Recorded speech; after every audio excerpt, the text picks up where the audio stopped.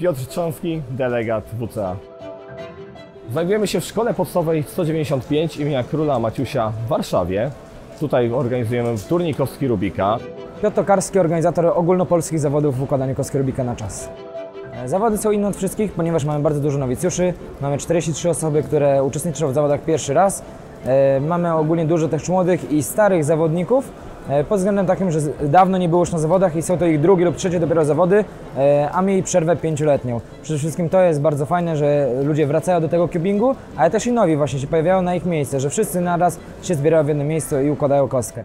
Cieszymy się, że po pandemii dużo jest nowych zawodników, którzy gdzieś tam zaczerpnieli wiedzy z internetu, a następnie pojawili się na oficjalnych zawodach WCA. To też jest duże wyzwanie dla mnie jako delegata, który pełni funkcję tutaj, żeby wszystkich odpowiednio przeszkolić na te zawody, żeby oni też wszystko wykonywali prawidłowo. Jest wiele incydentów, gdzie ja muszę reagować, podchodzić, dużo pytań podczas dnia, ale to dobrze, bo budujemy młodych, nowych zawodników oficjalnego stowarzyszenia międzynarodowego WCA. Przede wszystkim też nowi zawodnicy nie do końca wiedzą, gdzie odłożyć karty startowe, czy się podpisać, gdzie odłożyć kostkę, że też nie przyjdą na czas na szkolenie i wtedy mamy jeszcze większy problem. Czekają na pozwolenie od sędziego na start, gdzie to oni decydują, kiedy startują. Także to jest zdecydowanie o wiele większe wyzwanie niż układanie tylko i wyłącznie z zawodnikami, którzy byli już na zawodach, czyli zawody, gdzie jest po 5-6 nowicjuszy, a nie 43, ale myślę, że to jest warte wysiłku, warte tych trudów, żeby zawodnicy mimo wszystko nowi przyjeżdżali, dlatego że to dzięki nim ten speedcubing się rozwija. Ten wiek cały czas jest coraz niższy. Dawniej pamiętam, jak przyjeżdżałem na zawody, no to zawsze widziałem starszych kolegów, którzy mi pomagali, a teraz znowu jak już starsza osoba na zawodach, widzę dużo młodych zawodników w takim wieku od nawet 10, czasami mniej, do 12, do 20 lat, czyli nastolatków. Także bardzo nas to cieszy, że dużo nowych zawodników wkracza.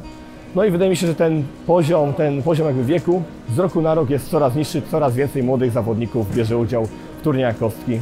To jest naprawdę fajne. Rodzice to jest, bym powiedział, 30% sukcesu, dlatego że no przede wszystkim przywiozą zawodników, ale przede wszystkim rodzice pomagają. Tutaj powiedzą, że pomogą to krzesełko, nie wiem, zamienić, donieść, tutaj, że taśmą coś, zgłaszają, że na sali jest za gorąco, że na przykład nie ma papieru i tego typu rzeczy, gdzie czasami coś nam umknie. Również dużo rodziców podchodzi z pytaniem, czy można zrobić zawody u nich w mieście i oferują się z pomocą. Tak na przykład powstały zawody chociażby w Kielcach na początku, czy teraz niedługo, co będziemy robili w Dąbrowie Górniczej, również z osobami, które poznajemy na miejscu. I według mnie to właśnie rodzice pchają ten speedcubing jeszcze dalej. Też wielu rodziców na przykład układa, a dzieci już powoli odpadają. Przykładem jest tutaj, myślę, że mogę powiedzieć spokojnie z imieniem nazwiskiem Marek Szymański, gdzie jego córka już powoli odchodzi od kostki, a sam Marek został i jeszcze w dodatku właśnie nam pomógł z tymi zawodami. Także wielkie ukłony dla Marka, ale i przede wszystkim dla innych rodziców, którzy też w to są zajawieni. Zamykamy September Speedcubing Tour, czyli turniej wrześniowy. Z założenia miały być właśnie zawody co miesiąc i to się udało już zrealizować. Mamy zawody organizowane co miesiąc tutaj.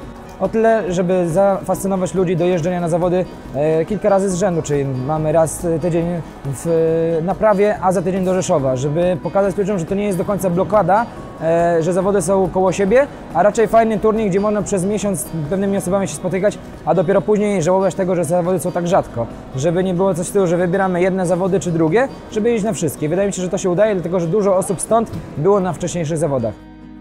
Nazywam się Przemysław Kaleta i jestem triumfatorem zawodów SST Warszawa 2021. Jeśli chodzi o te zawody, wydaje mi się, że byłem faworytem, ponieważ brakowało zawodników takich jak Michał Żywowski i Tymon Koleśnicki. Dlatego bardzo chciałem to wygrać, żeby udowodnić tym zawodnikom, którzy układali tak naprawdę na o wielu mniej zawodach niż ja, że wciąż potrafię układać i wygrywać zawody. Młodsi zawodnicy zawsze się bardzo na przykład cieszą, jak ze mną wygrają, nie? I to jest dla nich taki powód do dumy. No i ja jestem z tego bardzo zadowolony, także jakby wciąż jestem zawodnikiem, z którymi oni się muszą liczyć. Poziom, mimo że była pandemia, gdzie myślałem, że zawodnicy stracą motywację, nie będą trenować, to po pandemii mamy dużo rekordów i krajowych, i Europy, czy nawet świata. Także podczas najbliższych Mistrzostw Polski na pewno spodziewamy się nowych rekordów. No, życzę powodzenia wszystkim, którzy będą walczyć, czy nawet bronić tytułu z poprzednich lat. Powtórzenie tego na Mistrzostwach Polski będzie na pewno trudne, jest dużo większy stres i będzie też czołówka tak naprawdę polskiego speedcubingu.